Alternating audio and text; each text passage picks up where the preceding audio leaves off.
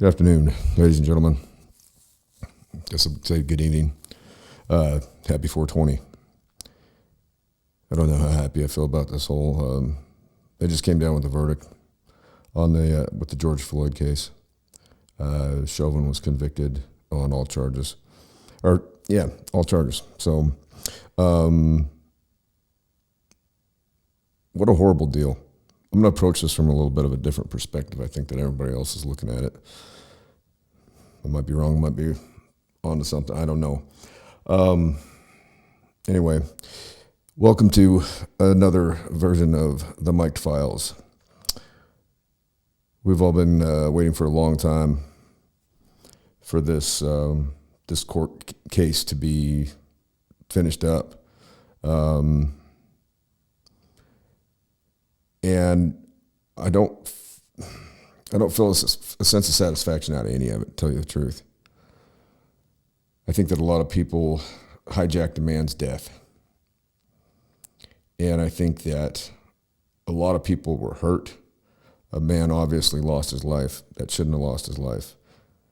The argument could be made, what was found in his system, does he OD or not, without Derek Chauvin's knee on his back. Or his neck. It's hard to say where his knee was at. Chauvin was an idiot for what he did. Straight up, there's no redemption really in his actions. At least I don't believe there are. And no one's to say what would have happened to Mr. Floyd. Were this interaction not to happen. But here's what it comes down to me. And here's the thing I'm looking at, right?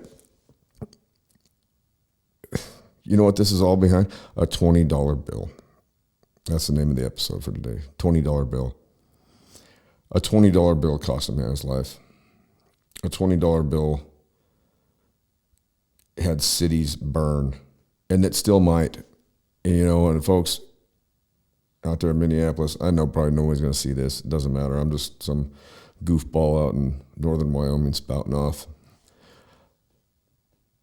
But I think it's time to begin the healing process. At least I'd say so. This is over a $20 bill that this happened.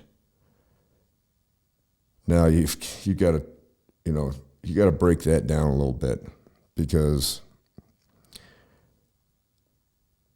I would have gladly given my last $20 to that store owner to keep this from happening to George Floyd. I would have.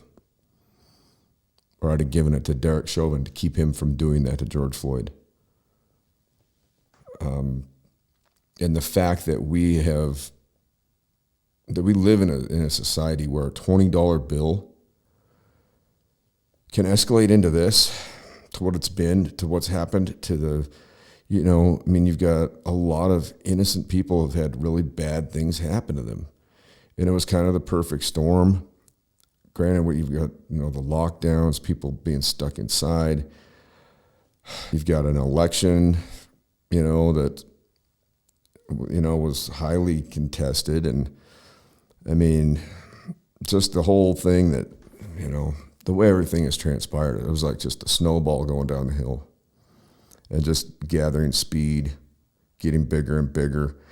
We've had, another couple incidents with, with black folks losing their lives to police. You got the incident where, the cop says she thought she was pulling her taser. I think she did think that. She was yelling, taser, taser, taser. And then she actually pulls her firearm. And, shot Dante. Was he doing something he shouldn't have been doing? Probably. He was, riding dirty. I don't think he had a driver's license. I don't know. Did he deserve to die? Of course not. He didn't deserve to die. Neither did George Floyd. Whatever George Floyd had done in the past, he'd been in and out of jail, prison, what have you. The toxicology said that he had, a bunch of different chemicals, in his bloodstream. Whatever. The man didn't, necessarily deserve 8 minutes and 46 seconds of somebody's knee on him. And then Chauvin's demeanor, I mean, he just sat there and acted like everything was cool. He was just like laughing with his buddies, you know. Got a guy down on the ground that's, you know, yelling that he can't breathe. I mean, have we not learned from this? You know, and that people are talking about defunding the police. I'm obviously not the biggest fan of police in the world. But there has to be some kind of a, I don't know. It's either we go back to, you know, the 1800s where somebody does you wrong and you just challenge them to a duel.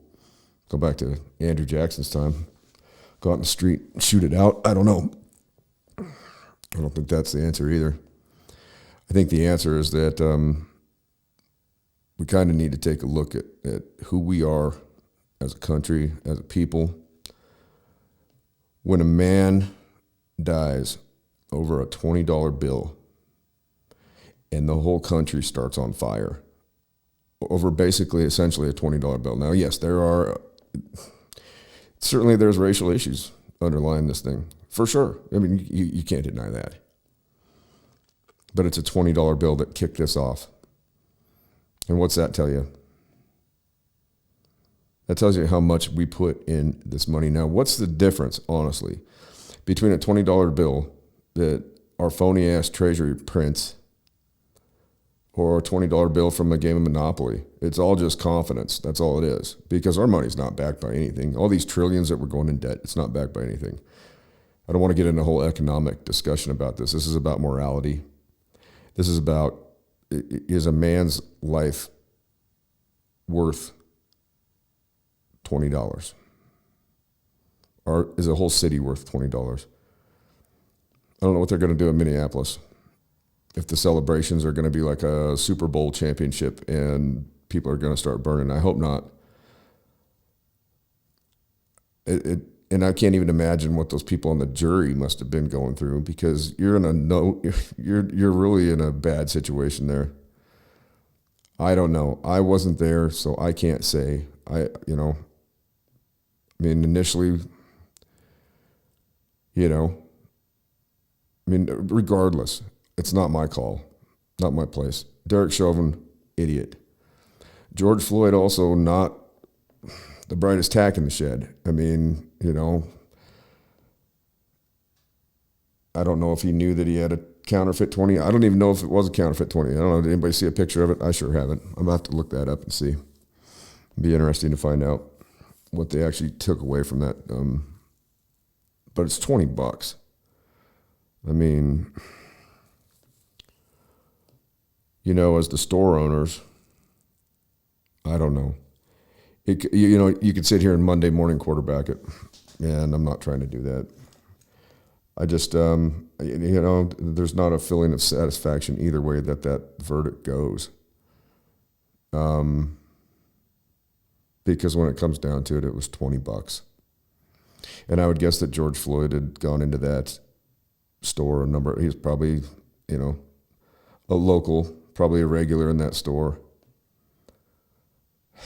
So for, the 20, I'm not saying the store owner shouldn't have called the police, whatever. It's a counterfeit bill, that's kind of protocol on it. But if you're going to see the guy again, I don't know. Maybe you put it in an envelope and hold it off to the side and wait for him to come back, hand it to him, say, whatever he uses to pay for in his next pack of cigarettes or soft drink or whatever he's picking up in there, maybe you say, hey, you owe us $20. I don't know. I mean, George Floyd also held a gun to a woman's head at one point. I mean, we all make mistakes. We've all done stupid shit, Doesn't mean you should die. I mean, in this over $20, I don't think so. I mean, and I'm not an advocate of the death penalty, anyways. I don't think that there's any situation in life where two wrongs make a right. I've fought with that a lot lately myself. Over some things that have happened where I want to be, have tendencies to want to go vigilante. I haven't done so because I know what that brings. It doesn't bring people back. It doesn't, burning buildings down and burning innocent people's businesses when they've already gone through enough. It doesn't do anything to bring George Floyd back. Nothing's going to bring him back. Nothing is. I mean, bottom line, we all know that. I mean, death is finality on, in this existence. Nobody knows what comes next. I don't know. All the different religions and stuff claim to say, know this and that about the afterlife. And I'm of the mindset that I don't know.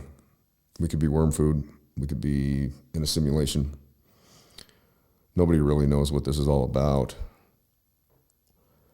But I think the one thing that it needs to come down to is this, and if anybody can take anything away from this, I think that we need to just start living by the ideal of doing no harm. Do no harm.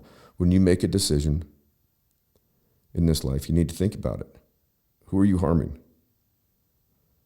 It could be yourself. I mean, most of the time, that's what happens. I mean, George Floyd's decision, it harmed himself. He paid the ultimate price. He paid the ultimate price for a $20 bill.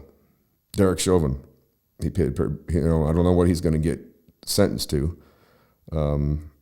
But what he does have to look forward to is being, in PC, which for those of you who don't know, that's protective custody. So he'll either be in a hole in the shoe, solitary. I doubt he gets put on, he ain't going to get put on mainline. You know what I mean? And who knows? And here's the other thing too, and we don't know what's going to happen. He's got grounds to appeal right now too. That judge said that, with what that stupid Maxine Waters spouted off with. I mean, everybody wants to talk about how Trump incited violence on January 6th. Well, that shit that Maxine Waters said last night, she said if there is not a guilty verdict, then the crowd needs to become more confrontational. Now, how confrontational has that crowd been already? I mean, we're talking about city blocks burned down, places destroyed, people's businesses, people's homes. You've had bullets flying through people's houses while they're sitting there eating dinner. You've had people shot and killed. And you've got people that probably shouldn't have firearms out there. And the police are, if I was a Minneapolis cop, which I never would be, but if I was, I think I'd just be handing my badge and be like, I'm out of here, straight up. I'm gone. Peace out. I mean, you want to defund the police, maybe let them walk away from it all and see what happens. It's not going to be good. And I don't wish that on the people in Minneapolis either, but I don't wish that on a cop. I mean, who knows what's going to happen? The rioting could start any minute. I mean, it could be like a Super Bowl celebration. I mean, that happens. I mean, look what they had to do in Philadelphia when they won the Super Bowl a few years back. They had to go out and city workers were paid to go out and grease light poles because they knew the place. I mean, you're talking about a city where people boo Santa Claus.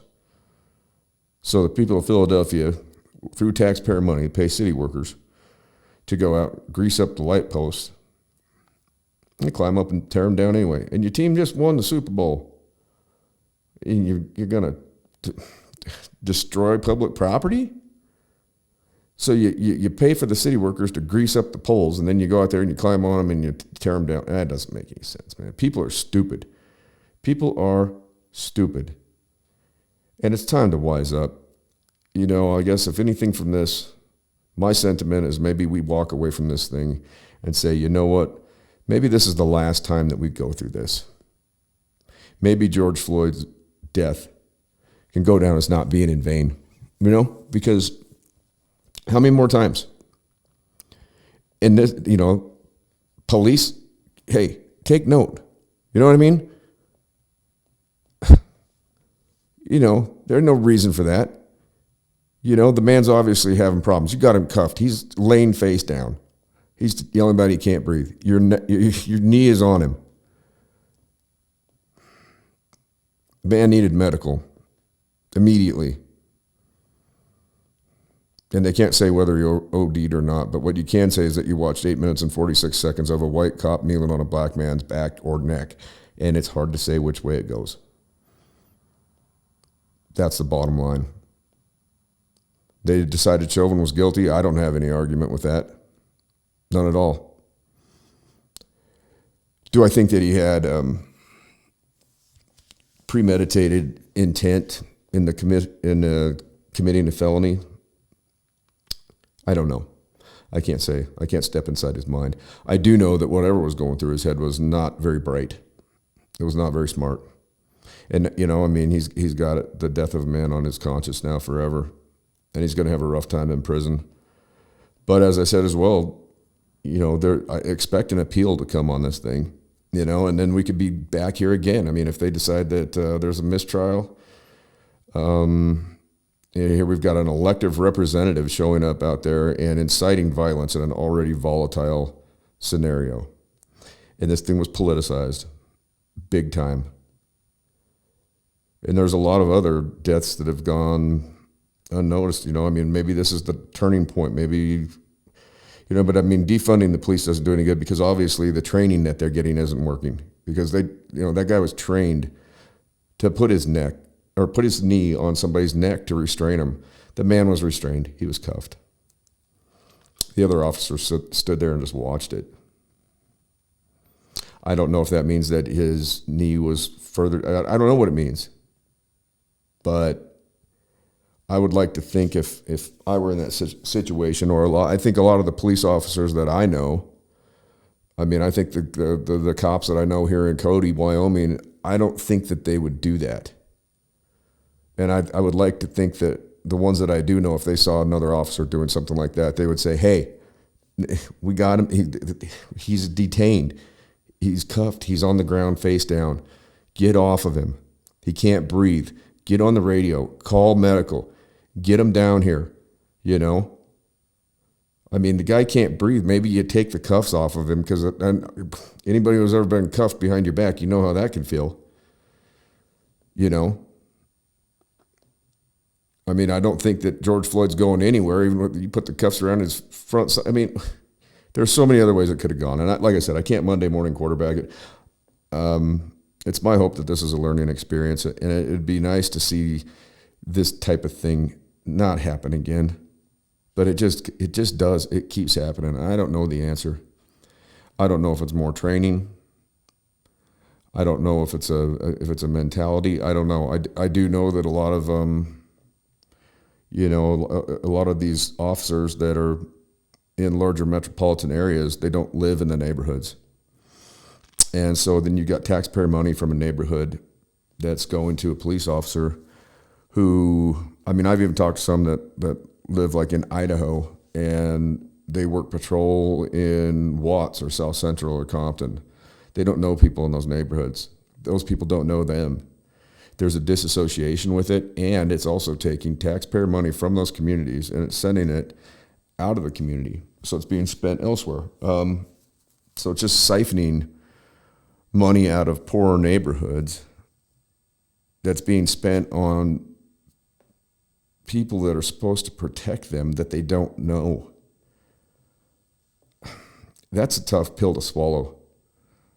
And it's got to be a difficult way. It's got to be a fearful way for these officers to police, and it's got to be a fearful way for those who are being policed, because here you've got, a bunch of, white dudes from, somewhere in Idaho flying down there, and working their shift and then flying back home with their paycheck. And here you are, and that's the money that's coming out of your taxes to pay for that, and that doesn't make any sense. You've got a disassociation with police officers and the citizenry. And the bottom line is, what it comes down to is protect and serve. I know a lot of cops that's where they're at, and that's what they do. But there's always, everybody knows my past. Everybody knows I've had things, I've not had any run-ins with the police in a long time, thank God. Knock on, yeah.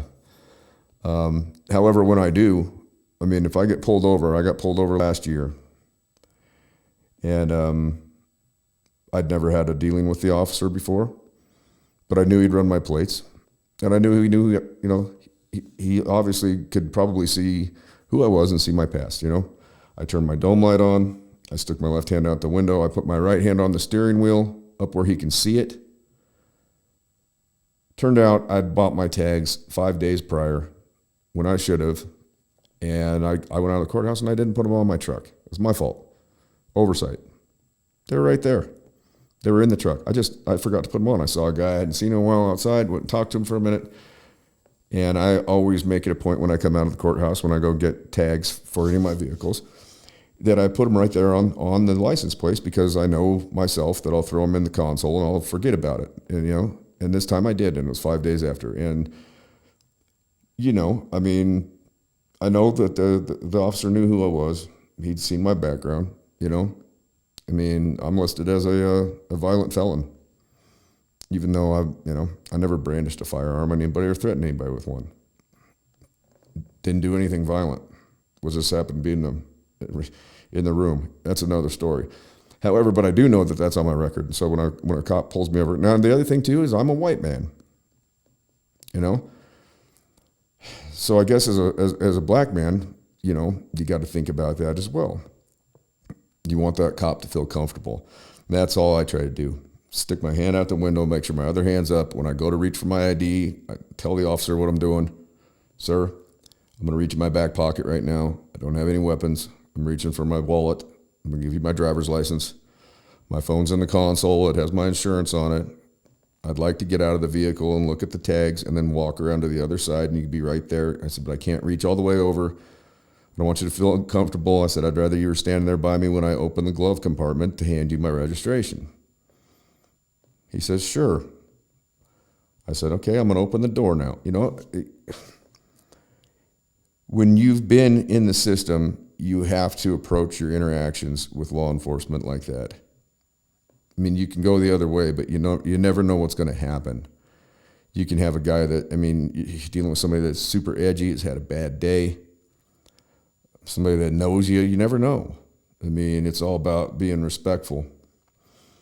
And yeah, you're going to have that 1 in 10 time when you run into a cop like, and I don't know Chauvin particular. I don't know him personally. I don't know anything about the guy. I know it sounded like he'd been written up for some of these things in the past. I didn't know, personally, any of the parties involved, but it was handled poorly by everyone involved, and it's a tragedy. It's very sad. You got a man that lost his life, and let's go back to the very beginning of it, over $20. We love money that much.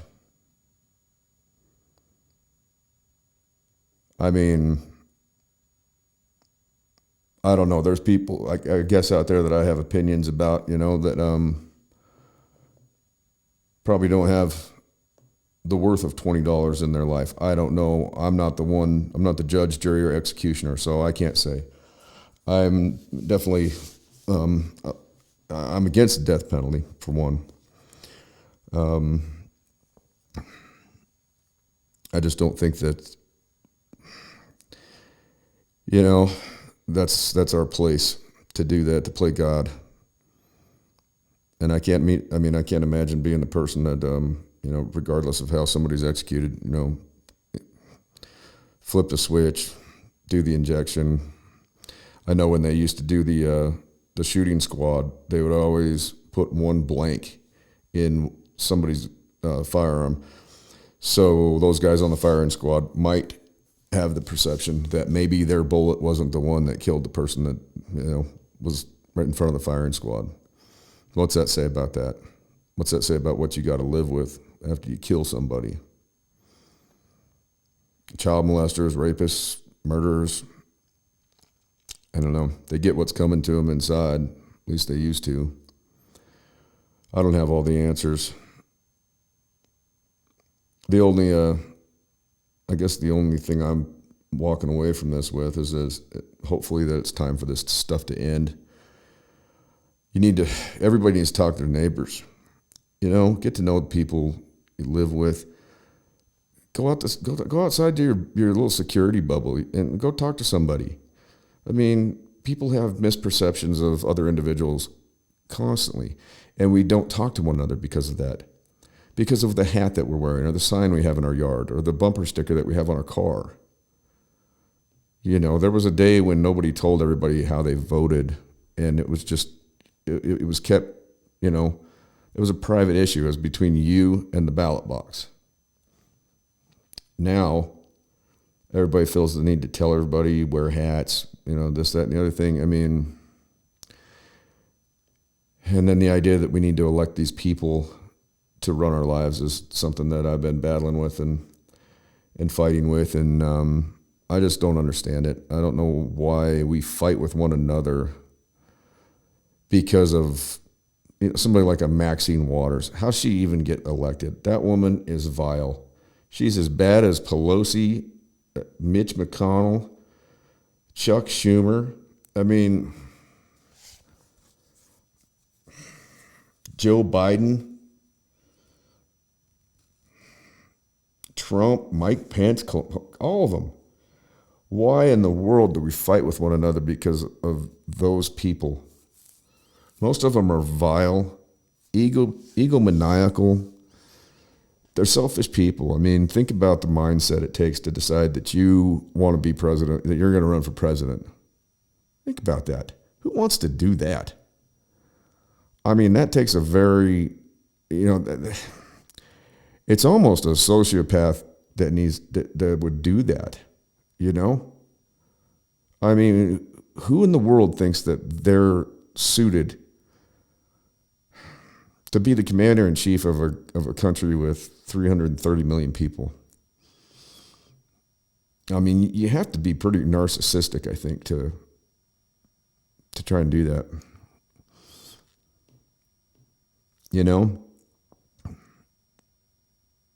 And I think there's a lot of officials out there that's the case. They're doing it to try and make up for something that they've not got in their life or never had, or I don't know. It doesn't make any sense. But the only thing I can say is we need to have understanding for each other. We need to be empathetic. We need to be compassionate. We need to walk a mile in somebody else's shoes. You need to put yourself in a situation where you're the minority. You need to do that. Until you do, you really don't have anything to say. And it's kind of hard to do. I mean, I understand that. I can't put myself in the position of being a black man. There's no way. I can't. It's impossible. I can empathize with it, though. I can empathize with the thought that you get pulled over and you might not be going home. I sure can. And that shouldn't be the case. It really shouldn't. That is not how this country should be. But it is, and it has been. And my hope is maybe this is going to, maybe George Floyd's death could potentially lead to some decent change. I mean, these politicians talk change, and this is all a bunch of, it's the guy saying he's going to get a pop machine at the end of every hallway in your high school, vote for me for class president and whatever. That's pretty much all they do. I mean, look, Biden went up there and I mean, how many times did he say $15 an hour? $15 an hour. It's time. We need $15 an hour. Nope. Trillions of dollars up in flames. I don't know. I didn't get a stimulus check. I haven't got one of them yet. Don't care. Don't really want it. I mean, it's all fake money anyhow. I know how to make money.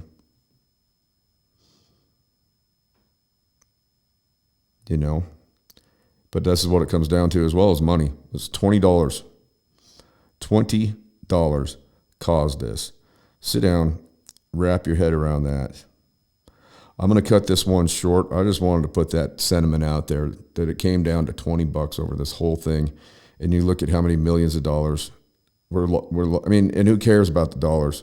You have a man who lost his life over $20, and you got a cop going to prison. And you got a lot of animosity, hatred. And we've got a problem that needs to change in this country for sure. I mean, there's no doubt about it. And there's racial disparity everywhere.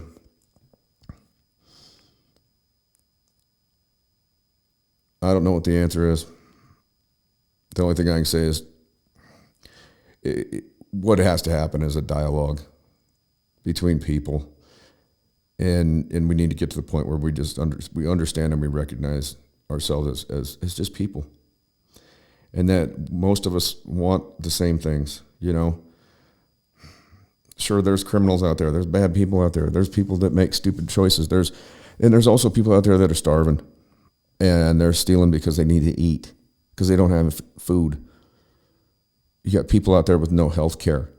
We're spending trillions and trillions, and I mean, we've got these stupid ass regime change wars going on. Think of all the money we've dumped in this stupid crap for George Bush Jr.'s oil wars and, you know, all this nonsense. And you stop and you think about, what does that do for social programs? What's that do for education? What's that do for, you know, Medicare for all? People should have health care in this country. We pay enough in taxes. We work hard enough. We work harder than any, you know, I mean, other than, you know, living in China and living, you know, being in one of those stupid iPhone factories where you know, your life is so terrible that you jump out the window and then they put up a net so you bounce right back in and here's your next iPad or whatever you got to put together, you know. I mean, that's a bad work environment. But the work environments here are not that great. I mean, everybody, think about this idea of having a job. Jobs suck. I mean, sure, you can do work. I do work. I work constantly. Most of the time I'm up, I'm working. But I don't work for anybody. Sure, I serve some people. But I can't even imagine punching a 9 to 5, you know, spend all that money, go $200,000 into debt in college, and then you go out and you're a barista because you can't find a job. What's the point? You know, life is short. It's really short, and it could end any fucking second of the day. I got to go to Walmart. You walk in Walmart, you're taking your life in your own hands anymore. You know? I mean, think of the people that got gunned down at FedEx in Indianapolis. Nobody's talking about them. I mean, these are people doing a job. And I'm sure working for FedEx is much like working at Amazon. You're probably running your ass off, probably on a timer, moving heavy packages and running and scampering. And I mean, it's probably not easy. It's probably not that fulfilling either. I wouldn't imagine. I could be wrong. I'm sure there's some people that like it. I don't see it. I mean, I don't know how you, I mean, I don't know. There's so many people that go out there and they work these jobs of fulfillment that it's kind of weird that they call those Amazon centers fulfillment centers. But it's just you're going out and you're basically dumbing yourself down. You're going through the motions and you're kind of being almost like a robot, just going through the motions. You know, I mean, you work on an assembly line, whatever. I mean,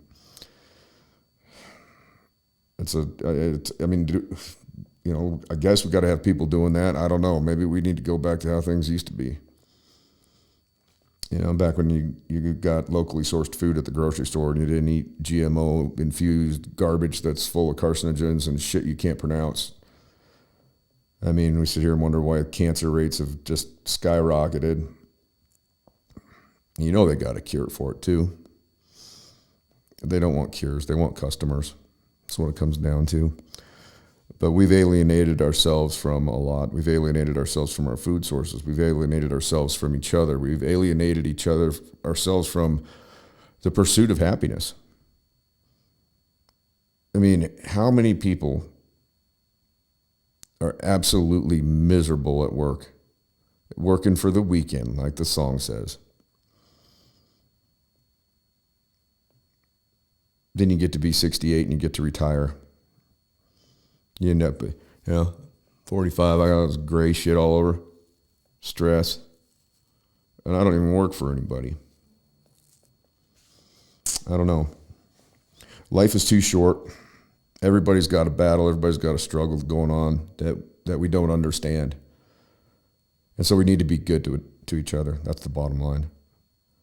Do no harm. That's what I'm going to leave it at today. You know, do no harm. If you do that, it makes you a hero in my book.